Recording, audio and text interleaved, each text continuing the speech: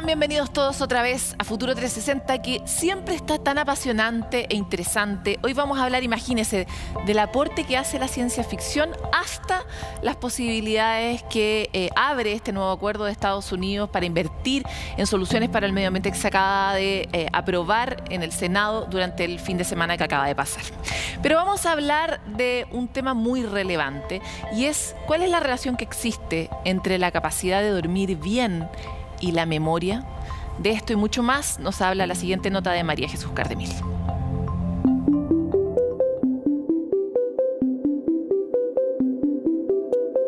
Aprendemos a hablar, a caminar, a comer solos. Pero, ¿qué momento de nuestro neurodesarrollo nos permite recordar? La memoria declarativa es lo que precisamente posibilita que podamos retener episodios o hechos de nuestra vida. Requieren de una maduración cerebral mayor. Y por eso, antes de los 3 años más o menos, no tenemos recuerdos de cosas que nos pasan en nuestra vida, pero sí aprendemos otras cosas. Con los experimentos de las ratas, estas memorias declarativas parecieron madurar o adquirir su madurez completa en la transición hacia la adolescencia, ¿cierto? Y hasta más o menos los 21 años, un poco más, cuando termina de madurar el cerebro de los humanos. La fijación de recuerdos está en 3 zonas de nuestro cerebro: la corteza cerebral, el tálamo y el hipocampo. Estas se comunican, transmiten información, todo mediante rápidos e importantes impulsos eléctricos. El perfeccionamiento y coordinación entre estas partes ocurriría sorprendentemente cuando estamos durmiendo. La actividad eléctrica que hay en un cerebro mientras yo aprendo algo y estoy despierto, ¿cierto?, se repite o reverbera durante el sueño. Se repite una y otra vez, y este proceso de repetir, ¿cierto?, los patrones de actividad eléctrica del cerebro durante el sueño son necesarios para que estas memorias se consoliden y se fijen de manera permanente. Si tú interrumpes estos procesos durante el sueño, las memorias simplemente no se establecen.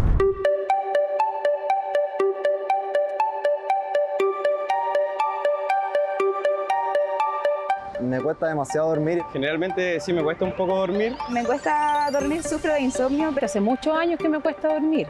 Un 50% de la población chilena asegura haber sufrido trastornos del sueño durante la pandemia. En muchos casos, estos permanecen hasta el día de hoy.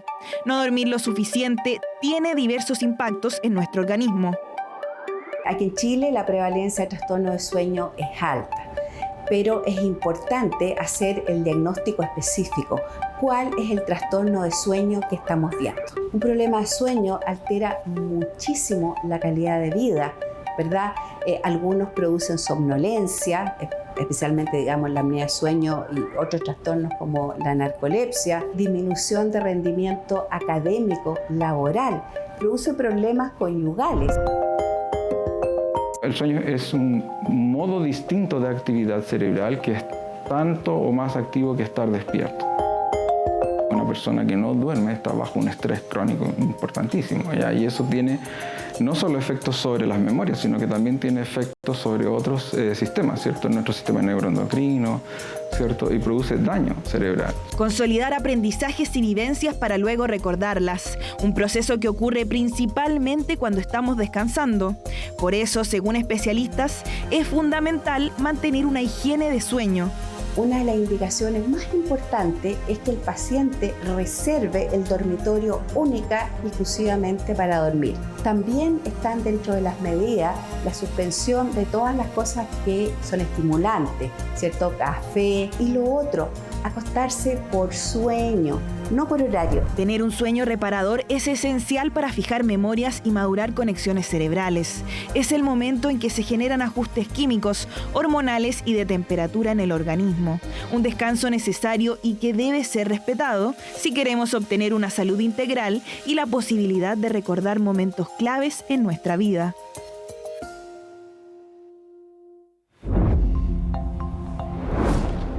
Bueno, y el proyecto Artemisa es una gran promesa para la humanidad. Nos va a llevar por primera vez a las mujeres a pisar la Luna, pero también es el proyecto que va a habilitar probablemente nuestras grandes exploraciones espaciales, principalmente este sueño de llegar a Marte en la década del 30.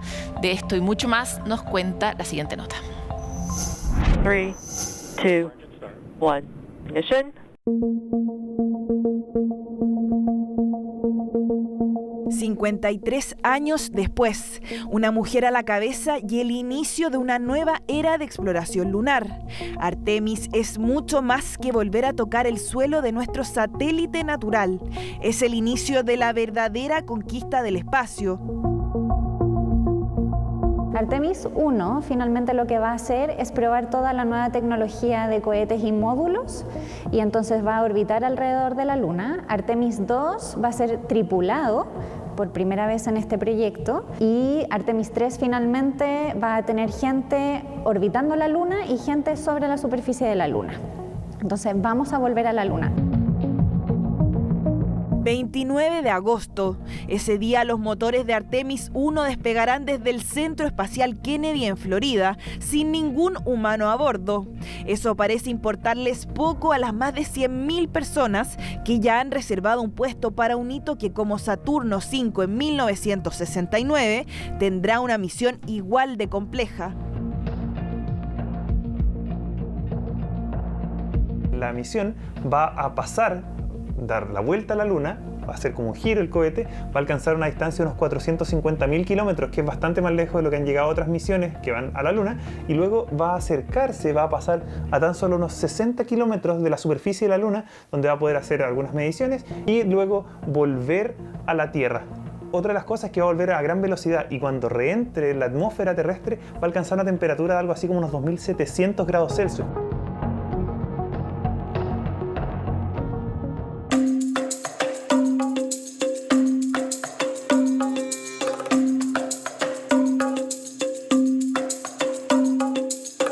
Esta nueva aventura Artemis 1 con la cápsula Orión buscará demostrar y garantizar un reingreso, descenso, amerizaje y recuperación segura antes del primer vuelo con humanos en 2024 con Artemis 2.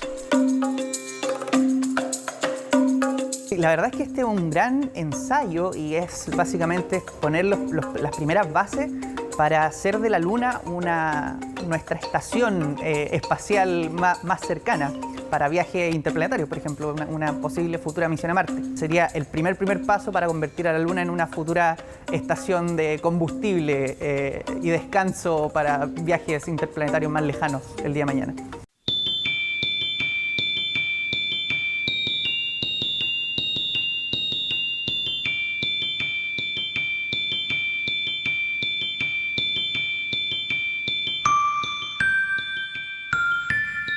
La Luna será una especie de servicentro espacial. Con el primer paso de una mujer sobre su superficie, se iniciará el ensayo de rovers, módulos de alunizajes robóticos, estaciones espaciales, infraestructuras básicas y satélites en la base lunar. Estados Unidos, Rusia y China ya manejan diferentes diseños para estas instalaciones, una escala obligada para el que es el verdadero destino final. La gracia es que si uno quiere finalmente colonizar Marte, lo que necesitamos es que las personas puedan estar fuera de la Tierra, sobrevivir por periodos prolongados de tiempo y ojalá también, por ejemplo, ser independientes energéticamente. Entonces hay que probar muchísima nueva tecnología y qué mejor lugar que la Luna para probar lo que está mucho más cerca. Lo que van a querer todos los países es tener bases en la Luna. Bases primero para hacer investigación científica y poco a poco quizás se convierte en otra cosa. Hay un montón de gente, sobre todo el mundo político, que ya está empezando a hablar y a generar políticas públicas internacionales respecto al uso del cielo, del espacio, del suelo lunar. Así que muy probablemente la Luna sea como una Antártida del día de mañana, en donde haya una convivencia de muchas naciones y personas de distintas nacionalidades, de distintos países.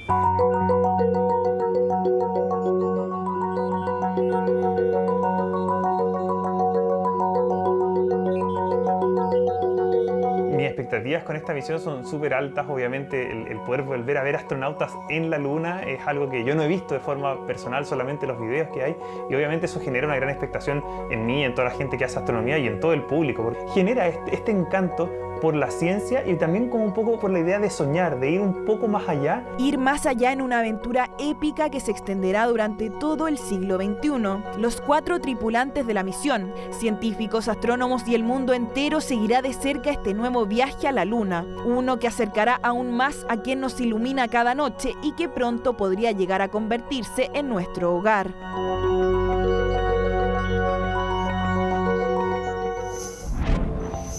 ¿Les ha pasado a ustedes que son fanáticos de alguna serie de ciencia ficción o han leído un libro de ciencia ficción y después se dan cuenta de que la realidad replica la ficción? Bueno, ¿qué es primero? ¿El huevo o la gallina? ¿Es primero la ciencia ficción que diseña las posibilidades de los humanos del futuro? ¿O es una intuición del futuro lo que siembra las mentes de esos creativos de ciencia ficción? De este tema y de cuán importante está siendo hoy la capacidad de prospectar el futuro es que vamos a hablar a la vuelta de esta pausa con una fascinante entrevista. Quédese con nosotros.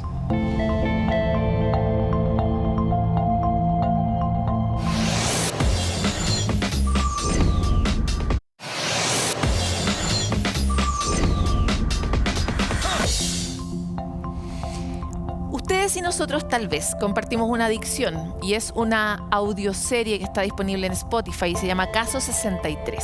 Este podcast es el podcast de ciencia ficción más escuchado en toda Latinoamérica, pero más bien en el mundo.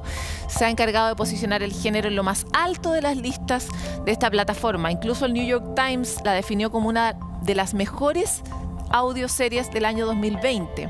Ha sido tanto su éxito que ha atravesado estos 2 años y ya esta historia tiene versiones en Brasil, en India y ahora se va a adaptar para el mercado estadounidense en la voz de Julianne Moore y Oscar Isaac. No es poco. Para poder hablar de esta creación, pero principalmente de cómo la ciencia ficción es una oportunidad humana para imaginar el futuro, ver las posibilidades que vienen, los riesgos y las oportunidades y cuánto de ciencia hay en este ejercicio, es que hoy día estamos con el creador de esta serie, Julio Rojas. Muchas gracias por estar aquí, Julio. Gracias, Paloma, por invitarme.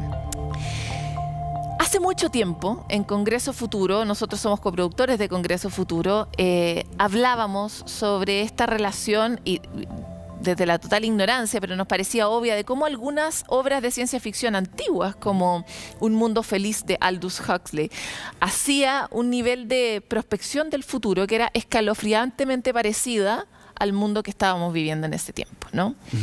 Desde ahí viene esta obsesión por mirar qué es antes, ¿no? El huevo o la gallina, la ficción o la realidad. ¿Es la ficción la que crea la realidad? ¿O qué pasa? ¿Y cuál es el rol de personas como tú que imaginan el futuro y nos permiten ver los riesgos y oportunidades del futuro? Y primero quería saber, siendo tú un destacado expositor de este género, ¿qué piensas sobre esto? ¿Por qué son capaces los guionistas de imaginar el futuro o imaginarlo tan precisamente como ha ocurrido en la ficción? Exacto. Yo creo que es verdad que la ciencia ficción es como una especie de carrera entre la ciencia que tira una piedra y la ficción que va a alcanzarla y va un poco más allá y se soporta sobre un verosímil. Pero como tiene la ficción tiene una audacia, una especie de libertad que la ciencia no tiene, puede ir un poco más allá. Y cuando uno ve los antiguos Star Trek, por ejemplo, los intercomunicadores eran igual que los iPhone ahora, o cuando uno ve ciertos sistemas como de teletransportación, uno se pregunta, ¿se podrá hacer? Y la pregunta de muchos científicos viene desde la ciencia ficción. Viene una serie que vieron cuando niños o viene una película que vieron. Entonces es un gran, de alguna manera, una gran competencia que genera conocimiento. Siendo un micro spoiler, porque igual la serie la estrenaste hace 2 años, sí. Caso 63, hay un momento en el que justamente dicen estos escritores de ciencia ficción, esta es la historia de un viajero en el tiempo, son personas que nosotros sembramos en el pasado para que les anunciaran que venían ciertas tragedias y la humanidad pudiera preocuparse y hacerse cargo. Por supuesto, la humanidad nunca se hace cargo de nada porque tiene el talento enorme de mirar para el lado, ¿no? Pero desde ese punto de vista, ¿cuánto de ciencia hay en el trabajo, por ejemplo, que tú hiciste para Caso 63? ¿Qué habla? De viaje en el tiempo. habla de, por supuesto, de las pandemias y de lo que podría ser el futuro de las pandemias, habla también de la crisis climática y habla también de todos los fenómenos sociales que se producen a propósito de estas otras crisis. ¿Cómo fue tu trabajo para desarrollar esa serie y cuánta base científica tuviste que revisar? Yo creo que el primer desafío que me impuse fue que todo fuera googleable, a lo menos, y con un soporte científico definitivamente. Soporte científico en relación a ciertas teorías como de frontera, pero igual un soporte científico. No fui al género de la fantasía o tampoco una ciencia ficción muy adelantada, sino una ciencia ficción que yo diría de anticipación. Entonces todas las teorías como Garnier Mallet, que es un físico que habla de física cuántica, que hay una posibilidad de que uno pueda generar conocimiento del futuro, pero también el tema del viaje en el tiempo y ciertas tendencias como que tienen que ver con el mundo como de ciertos núcleos de situaciones sociales que están ahora, que uno puede imaginarlas en 50 años y que pueden ir hacia un lado muy claro o hacia un lado muy oscuro. Fueron como esquemas de escenarios que pude echar a correr. Y sin duda yo creo que cualquier escritor de ciencia ficción toma los elementos, se asegura que los elementos existen y genera un escenario alternativo que puede ser posible y que genera la ficción.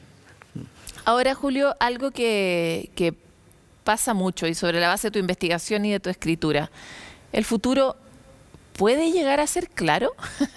¿Puede no ser una tragedia? Bueno, yo creo que, primero, el futuro llegó. Hasta antes del 2012, tengo la sensación de que cuando uno hablaba del futuro, uno tenía un imaginario, una narrativa de que iba a suceder había un evento de tiempo necesario para llegar a aquello.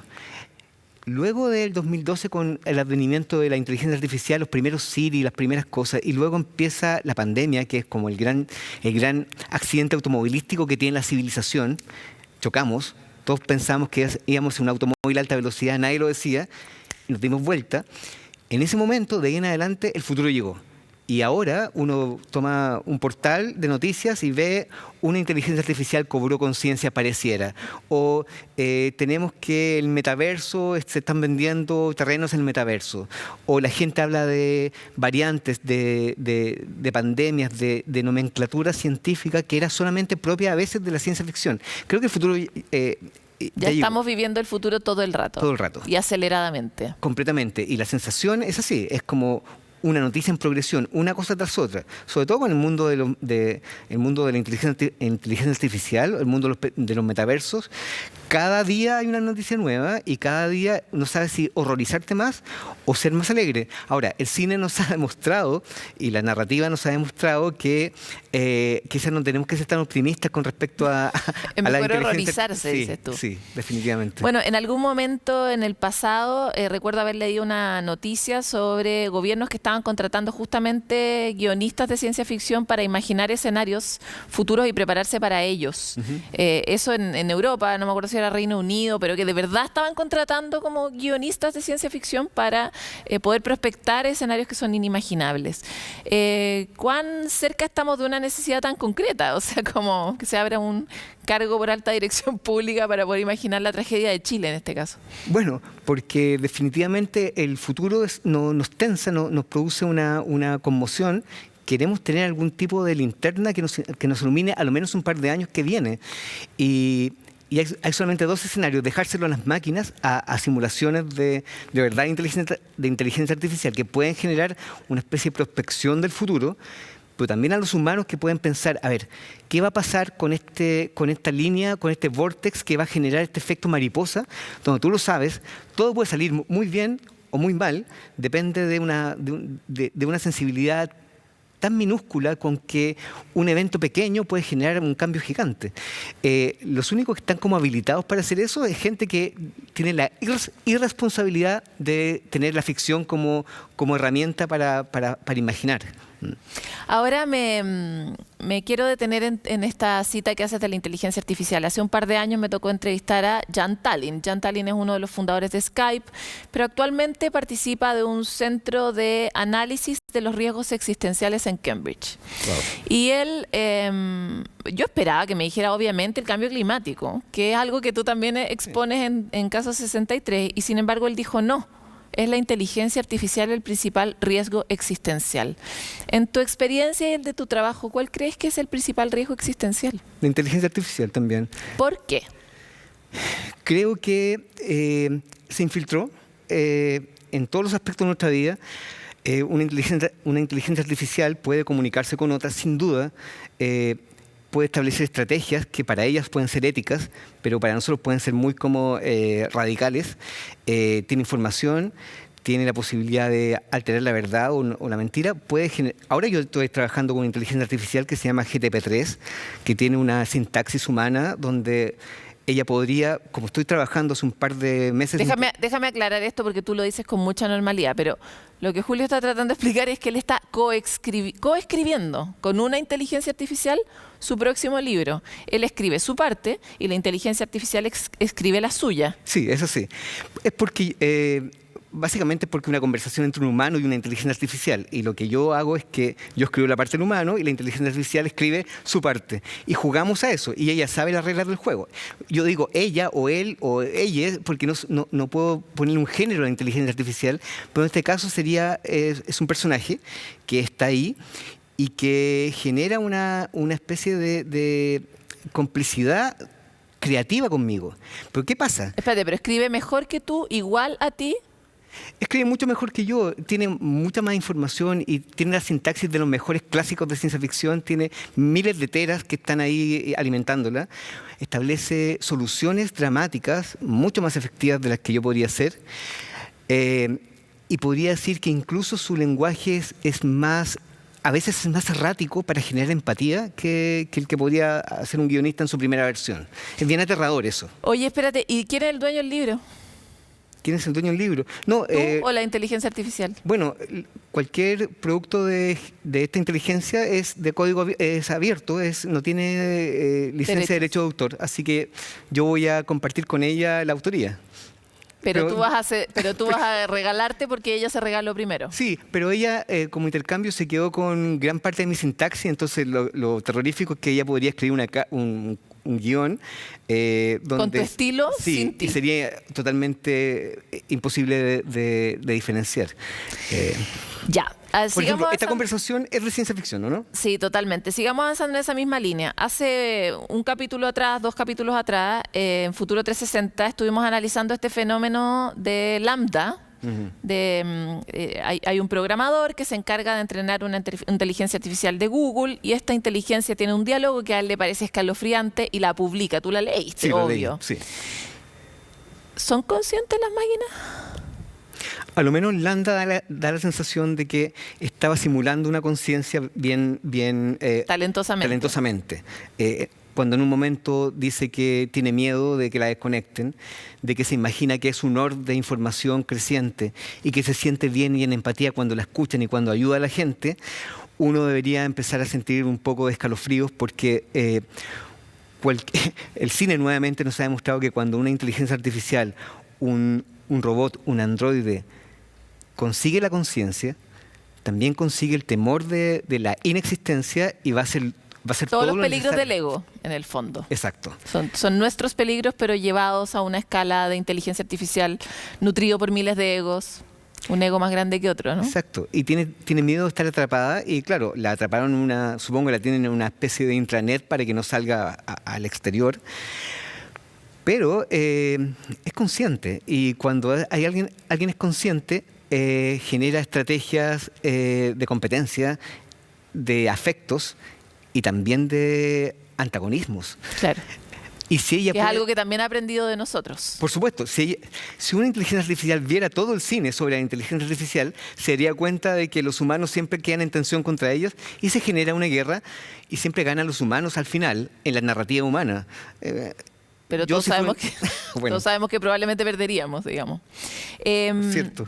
En esa misma línea, que me parece muy interesante, se me han abierto muchas preguntas, más bien filosóficas, y es, ¿por qué es importante que nosotros sepamos que la inteligencia no tiene... ¿Por qué es importante que no permitamos que la inteligencia tenga conciencia?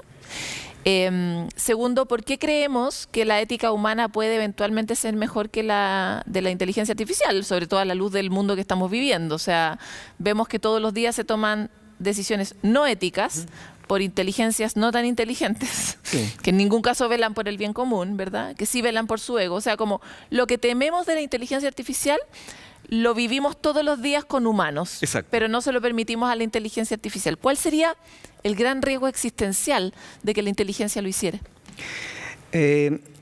Creo que al final del camino la inteligencia artificial tomaría una buena decisión. El tema es que el costo asociado, como cuando uno ve estas películas de Marvel donde hay un villano que chasquea los dedos y el 50% de la población se elimina por un bien mayor.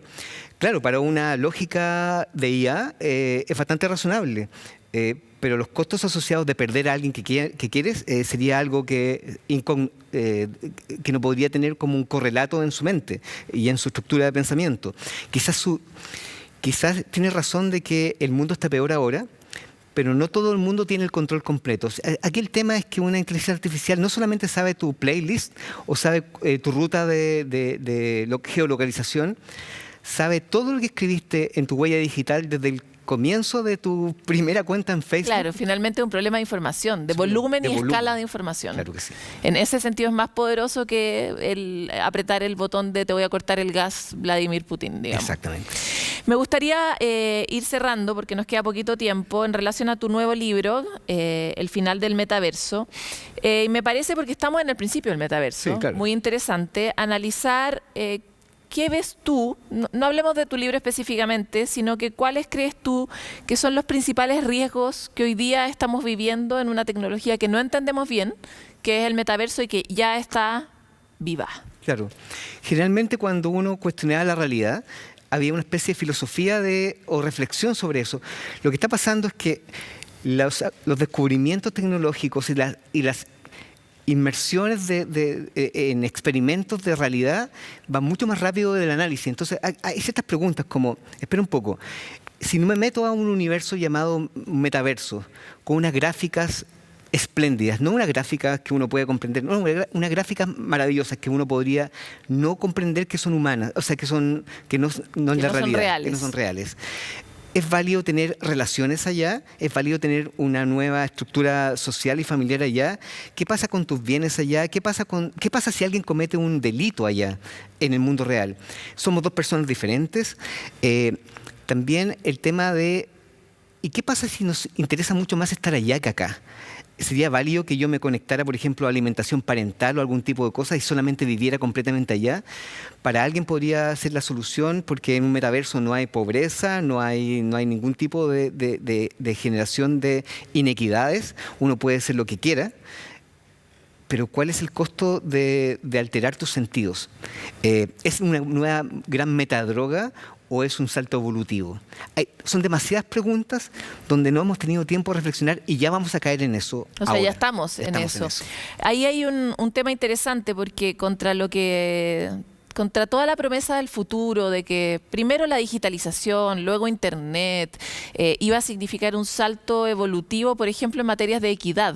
O sea, como que ahora que todos tienen Internet, todos tenemos las mismas oportunidades y ya no vamos a tener las brechas que tenemos de pobreza o de acceso a la educación. Cosa que no fue verdad. Porque ya sabemos que también se han replicado las mismas inequidades e incluso se han aumentado, sobre todo porque ahora tú tienes todas estas distinciones sobre el metaverso y más del 90% de la población no las tiene, por ejemplo, ¿verdad? Asimismo se sabe que el metaverso, por lo menos hoy, tiene harto que ver con la plata. Entonces, mis oportunidades en el metaverso probablemente también van a ser más si es que tengo más plata. Al final, la inequidad ad eternum, ¿no? ¿Cómo ves tú que el futuro, crees que el futuro puede ser mejor si es que utilizamos este tipo de tecnología? Lo que pasa es que hay variables dentro del metaverso uno puede jugar a simular la realidad, pero después de un tiempo, varios metaversos en el futuro, La pregunta es: ¿por qué vamos a tener un cuerpo como el cuerpo que tenemos que usar en una realidad donde las cosas están 1,40 m para que podamos asirlas? Tenemos 5... Está todo hecho a escala humana y a escala de la realidad. Exacto. ¿Por qué hacerlo ahí? ¿Por qué no somos entidades con una corporalidad diferente? Y si somos así, ¿para qué vamos a tener algo?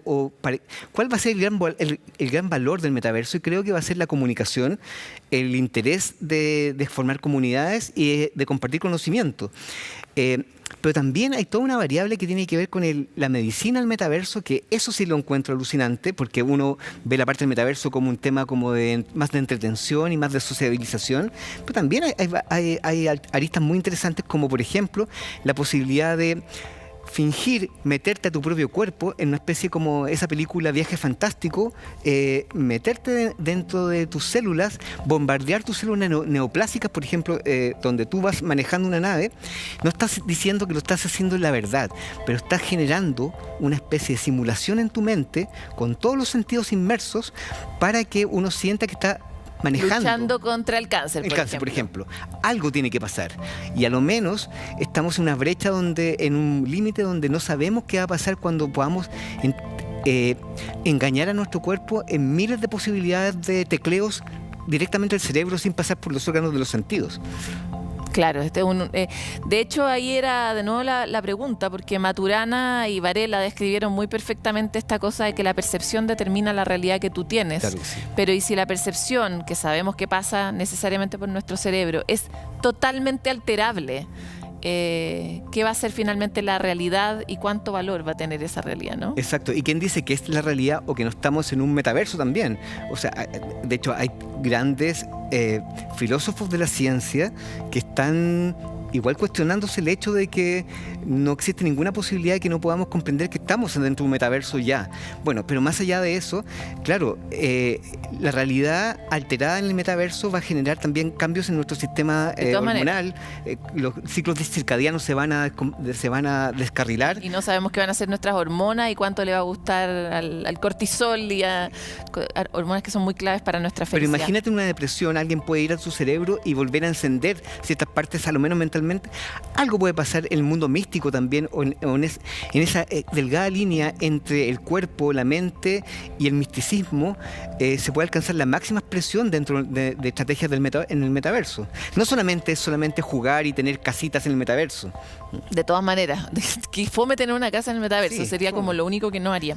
Julio Rojas, te quiero agradecer por esta conversación en Futuro 360, que tú, como ya ves, es un metaverso. Completamente. Nosotros vamos muchos pasos en el futuro, esperamos tenerte de nuevo y que ojalá no sea tu mejor novela la que escribiste con la inteligencia artificial, como por favor que algo nos quede a nosotros los humanos. Exactamente, gracias. Éxito con esta también, que es su última novela del final del metaverso.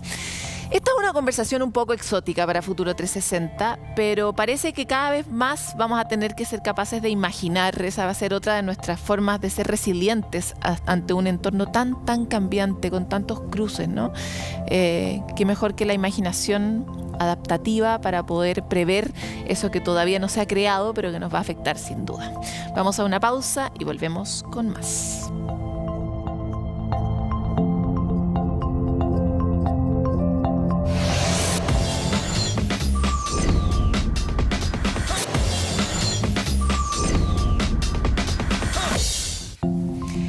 Nos toca siempre volver a abordar las evidentes y lamentables consecuencias que está teniendo hoy día la crisis ambiental y climática, las olas de calor que ya las hemos cubierto, inundaciones históricas, extrema deforestación del Amazonas, el derretimiento de los polos, las sequías, son escenarios que ocurren una y otra vez junto con los ciclos de la Tierra, ¿verdad? Sin embargo, esta vez queremos hablar desde el análisis que requiere tratar ciertos mensajes como el de la ONU, de que estamos tal vez en presencia de un suicidio colectivo en el caso de que no tomemos las acciones necesarias y urgentes para poder enfrentar la crisis. La antesala de una nueva COP donde se supone que tenemos que llegar a soluciones colectivas, multilaterales, pero que se demoran tanto, son tan lentas. Pero también la reciente aprobación por el Senado de Estados Unidos de un paquete de medidas que permiten que uno de los principales emisores de CO2 global pueda efectivamente enfocarse en tratar la crisis climática, son algunos de los miles y miles de temas que tenemos que abordar en este momento tan difícil de crisis ambiental y climática. Por eso es que hoy necesitamos tomar distancia, hablar sobre las posibles consecuencias y soluciones, y para eso estamos con el experto en meteorología y climatología de la Universidad de Santiago, a estas alturas una figura en materia de crisis ambiental, Raúl Cordero. Muchas gracias por estar aquí. Gracias a ustedes por la invitación. Raúl, partamos por la coyuntura, porque hablar de cambio climático, de crisis ambiental, etcétera, es un poco como el día de la marmota, ¿no? Venimos hablando hace mucho tiempo, las transformaciones son a veces demasiado pequeñas y la sensación de la población es como otra vez una mala noticia en torno a la cual no podemos hacer nada. Pero acaba de ocurrir algo interesante, al menos podríamos decir que es lo que acaba de ocurrir el fin de semana pasado, con esta aprobación en el Senado después de que se daba todo por perdido, no iba a funcionar. Fueron 18 meses de negociaciones y finalmente el gobierno de Joe Biden logra este acuerdo transversal para aprobar, todavía falta un trámite, este paquete total de 430 millones de dólares en inversiones que van a permitir trabajar en proyectos climáticos específicos que eventualmente podrían reducir mucho el impacto que tiene Estados Unidos justamente en la emisión de CO2 global, ¿no? Sí, se trata de una excelente noticia, pero la felicidad es parcial. No solamente porque, como tú bien indicabas, el proceso no está completado, sino porque es un éxito parcial y solamente se aborda parcialmente el objetivo que inicialmente la administración del presidente Biden tenía. El presidente Biden se comprometió durante la campaña y ya ejerciendo el poder a reducir las emisiones de gases de efecto invernadero de Norteamérica, de Estados Unidos, a la mitad al 2030. Y este paquete, a pesar de que más de 300.000 millones de dólares, por supuesto es muchísimo dinero, solamente va a permitir reducir en un 40% las emisiones. Por supuesto, 40 es mucho mejor que cero. Pues, o sea, y sobre todo cuando se trata de promesas de campaña, que no sabemos, en un país presidencialista como este, sabemos que en general uno no cumple el 100%. Esto es como un 80% de la promesa. Así que bueno, como te decía, es una victoria al fin y al cabo, pero parcial. Vamos a esperar que se complete el trámite en la Cámara de Representantes, lo que se aprobó el fin de semana, el domingo en particular, fue el trámite en el Senado. Que es todo indica que así va a ocurrir en todo caso. Debería pasar el trámite, así que nosotros esperamos que esto permita mantener el ritmo y mejor, acelerar el ritmo con la que Norteamérica, Estados Unidos está reduciendo sus emisiones. Estados Unidos, a pesar de la administración Trump, ha mantenido un ritmo de reducción de emisiones. Sin embargo, esa reducción sigue siendo insuficiente. Estamos hablando del país, el segundo mayor emisor de gases de efecto invernadero en el mundo. El primer lugar lo tiene China. Desafortunadamente, esta victoria se ve, si quieres, empañada por lo sucedido la semana pasada, debido a esta crisis diplomática en Taiwán. Tan desafortunada, ¿no? E innecesaria desde mi perspectiva. China anunció que va a congelar la cooperación con Estados Unidos en materia de reducción climática. La cooperación entre estos dos gigantes es fundamental. Obvio. Entre China y Estados Unidos representan prácticamente la mitad de las emisiones globales. Entonces, ese congelamiento de esa cooperación podría ser que China, no digo que abandone su meta. China se ha comprometido a la carbono neutralidad del 2060. Estados Unidos tiene meta de carbono neutralidad del 2050. Así que esperamos nosotros que esta coyuntura no se prolongue demasiado y podamos avanzar al ritmo que corresponde. Raúl, te voy a poner un stop para volver con la solidaridad con nuestra audiencia en relación a algunos anuncios y ideas que planteaste recién. El primero tiene que ver con dimensionar el tamaño del impacto que tiene Estados Unidos. Sí. Sabemos que los principales emisores son Estados Unidos, China, India, Rusia. Sí. Más o menos, ¿no? Sí, la Unión Europea. Y con eso tenemos más o menos el grueso del problema bastante cubierto, porque todo el resto lo acumulamos todos los otros, ¿no? Entonces, pensemos en el vaso lleno, ¿no? ¿Qué impacto tiene un 40% menos de emisiones de Estados Unidos, contemplando la meta que tenemos a nivel general de no sobrepasar los 2 grados? ¿Se han hecho ya esos cálculos? Sí. Es insuficiente. Lo más probable, desafortunadamente, es que a mediados de siglo o antes pasemos ese límite psicológico de los 2 grados de calentamiento. Hoy el planeta ya se calentó un poco más de 1 grado y desafortunadamente las reducciones comprometidas, no solamente por Estados Unidos, sino por China y los otros países grandes emisores que tú mencionaste, son insuficientes. Ahora, eso no significa que no hay que hacer. Por supuesto.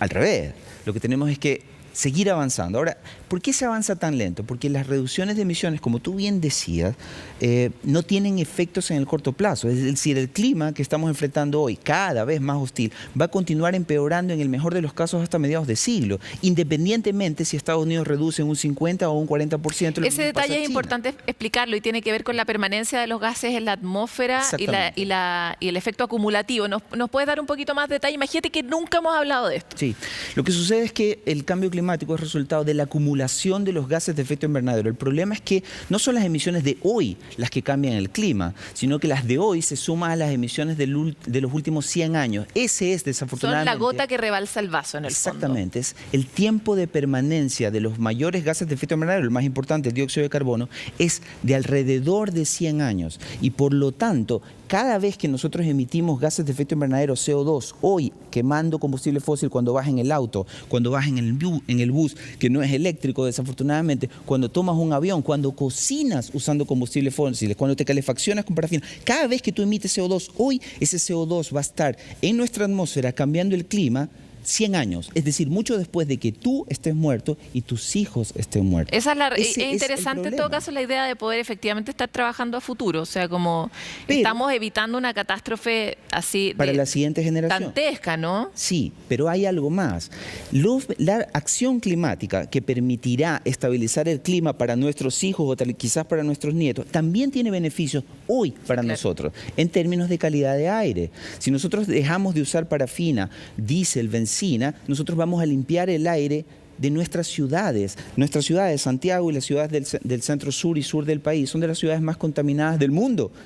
Por lo tanto, y hacia el sur es bien, en esta época es muy duro. Exactamente. Uno ve desde la carretera, ¿verdad? Toda la acumulación, sobre todo de los gases que se emiten por la quema de leña, ¿no? Y hay un beneficio adicional más del abandono de los combustibles fósiles para países como Chile. Chile no tiene la mayoría de sus combustibles fósiles, tiene que importarlos. Entonces, para nosotros reemplazar el uso de combustibles fósiles por recursos en los que nosotros somos extraordinariamente ricos, el viento en el sur, el sol en la zona centro y en particular en el desierto de Atacama, nos va a permitir hacer que nuestro país sea no solamente más limpio, no solamente cumpliremos con nuestra responsabilidad con las generaciones futuras y con el resto del planeta, sino que además Chile va a ser un país más rico y si se hace adecuadamente podría ser incluso más justo. Y además tiene un potencial enorme que se ha planteado bastante de exportar y proveer soluciones climáticas al resto de la región, ¿no? Tú además naciste en Ecuador, sabes perfectamente que todos los países están necesitando estas soluciones y no todos necesariamente tienen los activos que tiene Chile, ¿no? Sí. Desde ese punto de vista quisiera seguir avanzando sobre lo que planteabas y es China. Sí.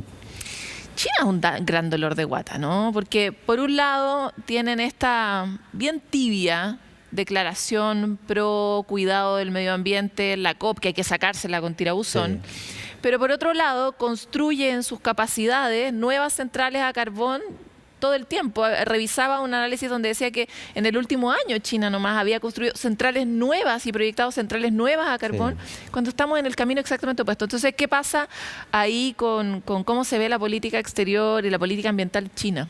Ha habido más avances de lo que uno podría creer. Es decir, tú haces bien resaltar el hecho de que al interior de China todavía China está construyendo muchas centrales más de carbón de las que debería. Eso es verdad. Pero en paralelo, China es el país en el mundo en que más energías renovables instala. Lo que China instala es más que la suma de los otros 9 países que instalan energías renovables en el top 10 en el mundo. Ya, pero si uno hace la suma y la resta, ¿qué pasa? China todavía está aumentando sus emisiones, pero se ha comprometido a alcanzar su pique en el 2030. China, hay que recordar, hace pocos años era un país pobre. Hoy tiene un PIB per cápita en China que es equivalente al chileno. Ya no se puede considerar un país pobre, pero es un país que todavía necesita avanzar en su desarrollo. Entonces, por otro lado, si tú sumas el acumulado de emisiones, ¿te acuerdas que conversamos que el cambio climático es el resultado del acumulado de las emisiones? Sí. China no es el principal responsable de las que hay hoy día en la atmósfera. Los grandes responsables del calentamiento global que hoy estamos experimentando sigue siendo Estados Unidos y sigue siendo la Unión Europea, siguen siendo esos los países que tienen más responsabilidad. Otra cosa a la que China se comprometió en la última COP fue a dejar de financiar centrales a carbón en el exterior. Porque eso es algo que China, una tecnología que China también vende, es el de las tecnologías de las centrales a carbón. China se comprometió a dejar de hacer eso, sigue manteniendo para los países sobre todo que dependen del financiamiento chino, Centroamérica y África, financiamiento, pero para energías renovables. Es decir, China está haciendo más cosas de lo que a algunos en Norteamérica les gusta admitir. Hay que recordar que Norteamérica, por otro lado, no solamente que es el más responsable histórico, sino que es un país en el que la política climática cambia de un gobierno a otro. Sí, total, no. Sí. Puedo haber sido injusta con el dolor de guata porque el otro realmente nos duele mucho más, pero me parece interesante mirar que, claro, cuando uno ve los responsables, uno espera que los responsables den muchas pruebas de blancura, y en ese sentido nos encantaría que el presupuesto chino, cuando uno sumara y restara lo que aportan y lo que perjudican, fuera positivo, ¿no? Que es lo que no está pasando hoy día. Ahora vamos a saltar a la COP.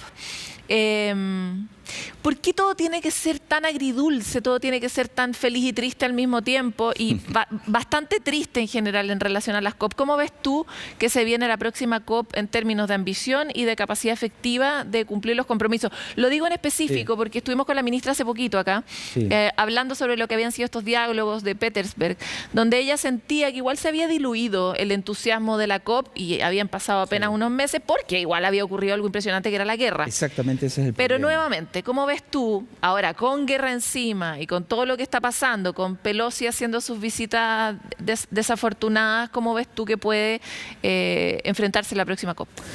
Yo creo que en la próxima COP Chile tiene que tratar de dejar de bailar a la música que le imponen los países desarrollados, en particular la Unión Europea y en particular Norteamérica, incluido Canadá. Nosotros tenemos intereses diferentes a los que ellos tienen. Los intereses de ellos son mantenernos conversando sobre medidas de mitigación, cosa que por supuesto es necesaria, pero los compromisos actuales de emisión de la mayoría de los países del mundo son, no digo, obviamente que no son suficientes, pero yo diría que ahora nosotros tenemos que comenzar a hablar de lo que a nosotros más nos afecta. Y a nosotros lo que más nos afecta son los resultados de estos intensos y cada vez más frecuentes eventos extremos. Los incendios forestales, la sequía extraordinaria que nosotros estamos viviendo, no solamente está afectando a Chile, sino a otro montón de países, incluidos los centroamericanos y africanos. Lluvias torrenciales, incendios forestales descontrolados. Estas cosas están sucediendo y nos afectan muchísimo más a nosotros que a Norteamérica. Por lo tanto, nosotros tenemos que comenzar a poner el acento, no tanto en la mitigación, sin dejar de abandonar ese tema fundamental para la próxima generación. Sino en la adaptación. Pero más que eso, en la adaptación, como tú bien señalas, un fondo muy importante que se llama de daños y perjuicios, porque nosotros estamos sufriendo daños y perjuicios que nosotros no somos enteramente responsables. Nadie es no culpable en este caso, nosotros también quemamos parafina, pero el resultado de nuestras acciones no es comparable con el de los norteamericanos y los europeos. Los norteamericanos y los europeos obvian el tema de los daños y perjuicios en las últimas COP. Pero sí, se comenzó es que es muy poco a conversar. conveniente, una conversación muy poco grata. Pero Y yo me nosotros tenemos pregunto, que forzar Raúl, ese tema. estamos en el tiempo de... Es terrible, ¿eh? Este es uno de los puntos claves y críticos que han tenido las COP en los últimos años y que no prospera porque básicamente somos todos los chicos diciendo como, oye, a mí no me deberían cobrar climáticamente lo mismo que le cobran a los grandes, yo no tengo que pagar igual porque yo no Cosa tengo que el es mismo verdad. desarrollo. Todo eso es cierto y definitivamente es injusto. Ahora, ¿quién dijo que la vida iba a ser justa? Lo vivimos todo el tiempo todos Así es. nosotros. Es una aspiración que tenemos, pero estamos ante una crisis superlativa, o sea, la situación en la que estamos es crítica. Cuando viene el asteroide, como yendo a Don't Look Up, uno dice, no, pero es que yo gasté menos, pero si el asteroide viene para el mismo lado, Exactamente. es nuestro asteroide. Entonces, ¿cuándo se acaba este juicio de en la medida de lo posible en términos climáticos? ¿Qué crees tú? Desgraciadamente los humanos somos así, no vamos a actuar hasta que la situación realmente sea grave. Ahora, fíjate tú, al final los humanos somos todos iguales, con más o menos desarrollo. En Chile solamente comenzamos a hablar del cambio climático después del 2019, quizás un poco antes, cuando Chile se comprometió a la COP, pero más que eso, cuando los efectos de la sequía, que había comenzado muchísimo antes, fueron tan extremos en el 2019, muchos habitantes de las zonas rurales vieron cómo se les morían sus animales. De hecho, fue el año que empezamos a hacer Desafío Tierra en CNN también, porque se tomó la agenda. Entonces, ¿qué es lo que sucede? A nosotros el cambio climático ya nos está golpeando de manera que no lo podemos ignorar. A Norteamérica y Europa recién ahora se han visto algunos eventos extremos que los alemanes, por ejemplo, el año pasado tuvieron más de 100 muertos por unas inundaciones torrenciales. Alemania es un país con gran resiliencia, Norteamérica es un país con gran resiliencia. Cuando viene un huracán categoría 5 y afecta a la costa del Golfo, aplana a Nicaragua, pero la costa del Golfo norteamericana le hace mucho menos efecto. Entonces, ¿cuál es la moraleja? Nosotros tenemos una muy diferente resiliencia, porque la resiliencia, para decirlo de manera políticamente incorrecta, se compra, requiere plata. Entonces nosotros lo que necesitamos ahora para sobrellevar los efectos del cambio climático que debemos sobrellevar, que ya no vamos a poder evitar, es comenzar a exigir a los países ricos plata para mejorar nuestra resiliencia. No solamente podemos depender de nosotros, especialmente considerando que este problema no lo causamos nosotros. Y por lo tanto Chile, más que ir a abrazarse, como hizo el presidente Boric, con el quinto mayor exportador de petróleo del mundo, que es Canadá, más que eso, tiene que ir a buscar a nuestros socios naturales, que son los países en desarrollo, que requieren, igual que Chile, apoyo para financiar su adaptación. Raúl, se nos acabó el tiempo, pero te queremos dejar desde ya invitado a nuestra pre-COP. Nosotros nos preparamos, empollamos la COP acá para tratar de tener mayores distinciones y enfocarnos.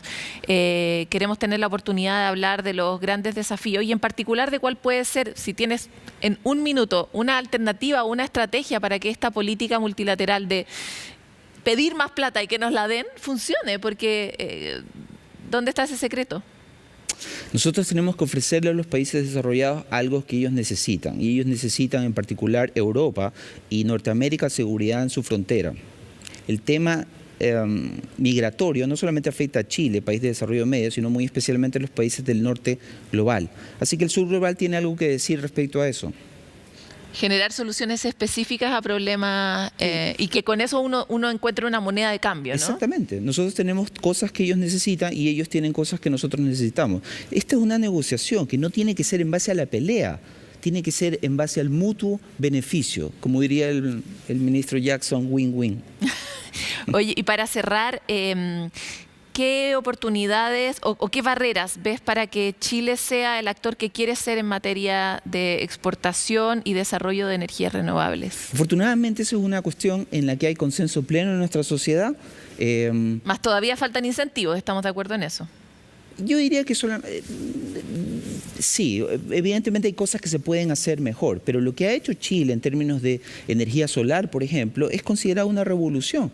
Por lo tanto, es natural, es lógico hablar de la revolución solar. Yo creo que estamos avanzando de manera tan extraordinariamente rápida que somos un ejemplo ya para el mundo, sin decir que no haya espacio para la mejora, en particular para llevar los beneficios de la energía limpia a las comunidades pobres del país, que todavía no se benefician de algunas leyes. Se puede tomar algunas medidas copiadas del paquete legislativo aprobado por el presidente Biden, que incluye plata para subsidiar las soluciones energéticas en comunidades deprimidas y plata para solucionar lo que ellos llaman el legado de contaminación de las ex zonas de sacrificio que Norteamérica también tiene. Así que se pueden copiar algunas medidas para avanzar en esa dirección.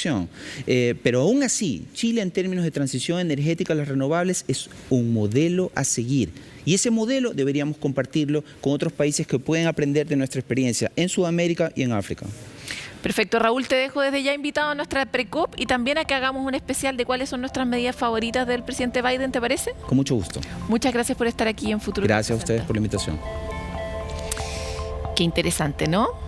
Me encantan estas frases impopulares que Raúl nos dice, esto es impopular decirlo, pero comprar.